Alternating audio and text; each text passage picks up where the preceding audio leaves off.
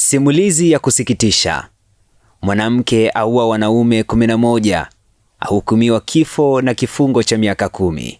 Wakati wengi huingia kwenye ndoa wakiamini ni mwanzo wa maisha mapya yaliyojaa upendo, kwa baadhi ya wanaume nchini Iran, safari hiyo ilidaiwa kugeuka kuwa mwisho wa maisha yao. Kwa zaidi ya miaka 20, mfululizo wa vifo vya wanaume mbalimbali haukuibua mashaka makubwa hadi kifo cha mwisho kilichoibua uchunguzi uliofichua moja ya kesi zilizotikisa taifa hilo. Katikati ya kesi hiyo alikuwepo mwanamke aitwaye Kulthum Akbar, ambaye baadaye alikabiliwa na mashtaka mazito ya mauaji ya wanaume 11. Kwa mujibu wa mamlaka za Iran, uchunguzi uliofanywa baada ya kifo cha mume wake wa mwisho mwaka 2023 ulifichua mazingira aliyowafanya wachunguzi kurejea vifo vya wanaume wengine aliowahi kuwa nao.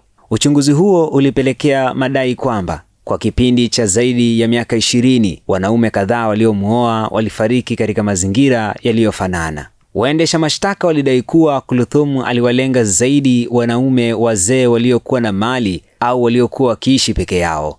Baada ya kujenga uhusiano wa karibu na kufunga ndoa, ilidaiwa kuwa baadhi yao walifariki muda mfupi baadaye, jambo lililozua mashaka makubwa baada ya historia ya ndoa zake kuchunguzwa kwa kina.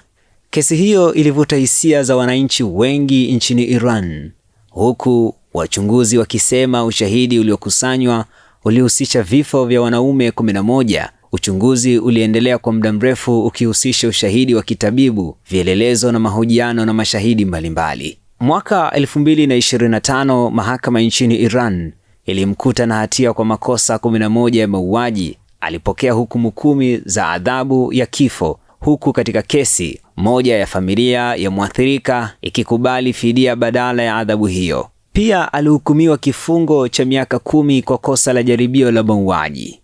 Kesi ya Kulthum Akbar inaendelea kutajwa kama moja ya kesi zilizotikisa Iran katika miaka ya hivi karibuni, ikizua maswali kuhusu namna ya mauaji hayo yalivyoweza kudumu kwa muda mrefu bila kugunduliwa na mamlaka. Mimi naitwa Ibrahim Rajab. Call me Bold Dancer. Hii ni Global TV. Global TV, kimbilio la wasio na sauti. Tupigie sasa.